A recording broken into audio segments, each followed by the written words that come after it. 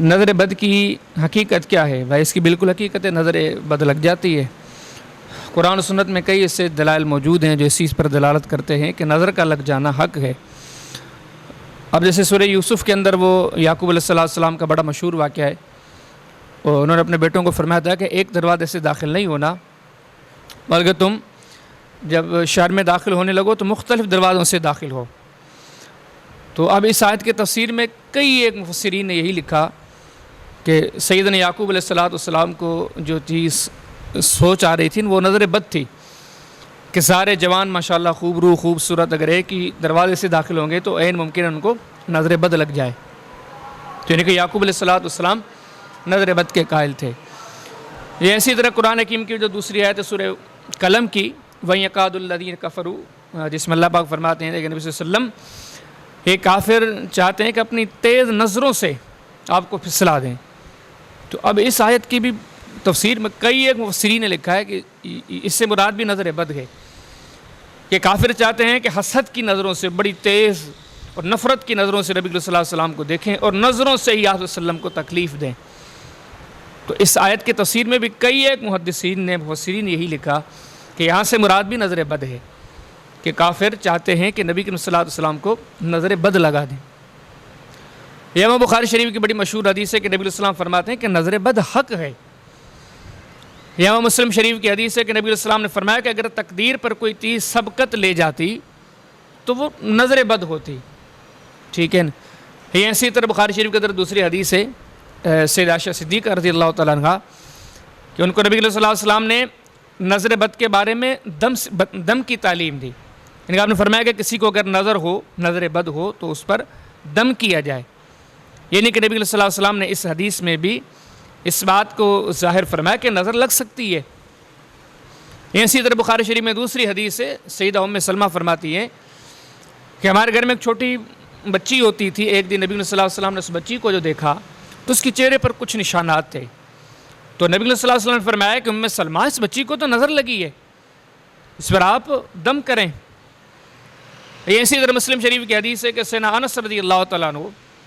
ان کو نبی صلی اللہ علیہ وسلم نے فرمایا کہ اگر کسی کو نظر بد لگ جائے تو اس پر دم کیا جائے، یعنی کہ نبی صلی اللہ علیہ وسلم نے وہاں پر بھی نظر بد کا اظہار کیا کہ لگ سکتی ہے۔ یا مسلم شریف کی وہ بڑی مشہور حدیث کہ ایک دن نبی صلی اللہ علیہ وسلم نے سیدہ اسماء سے پوچھا یہ جو آپ کے چھوٹے چھوٹے بچے ہیں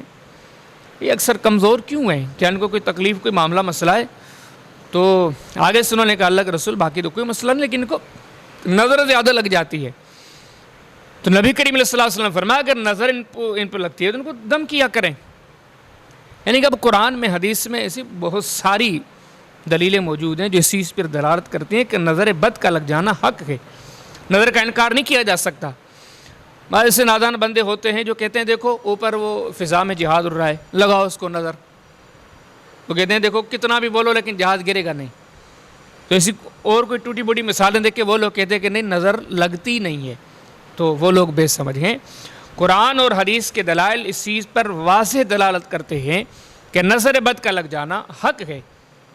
اب مومن کو چاہیے کہ ان حقائق کو مانے اور یہ نظریہ بنائے کہ نظر بد کا لگ جانا حق ہے، ٹھیک ہے۔ دوسرا سوال ہے کہ کیسے پتہ چلے کہ کسی کو نظر بد لگی ہے؟ تو بھائی ایک تو پتہ چل ہی جاتا ہے،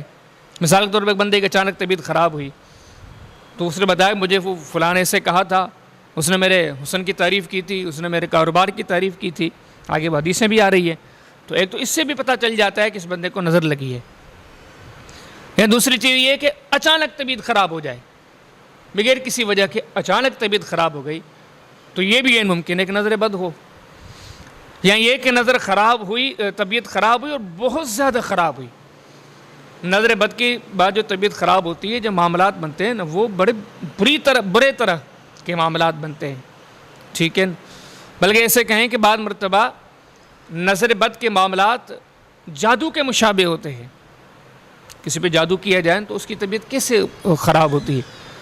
تو بعض مرتبہ نظر بد کی وجہ سے بھی بندے کے معاملات اس قسم کے بن جاتے ہیں۔ یہاں پر اس کے علاوہ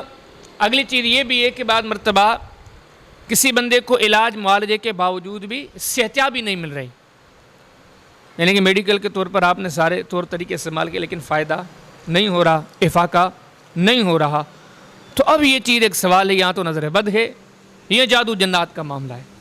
ٹھیک ہے۔ اور بھی کئی وجوہات ہیں جن کی بنا پر بندے کو پتہ چل جاتا ہے کہ یہ نظر بد کا معاملہ ہے، ٹھیک ہے، اندازہ لگا سکتا ہے۔ مزید بندہ دوا اور دعا دونوں چیزوں کو لے کے چلے تو انشاءاللہ فائدہ ہو جائے گا۔ اچھا، تیسرا سوال یہ کہ نظر بد لگتی کیوں ہے؟ بھائی اس لیے نظر بد لگتی ہے کہ بندے کو چاہیے کہ بندہ اللہ کی تعریف کرے، یعنی کہ دنیا میں کہاں بھی کوئی کمال ہے، کوئی خوبصورتی ہے، کسی بھی قسم کا کوئی عظیم ترین معاملہ ہے تو حقیقت میں تو وہ اللہ کی طرف سے ہے۔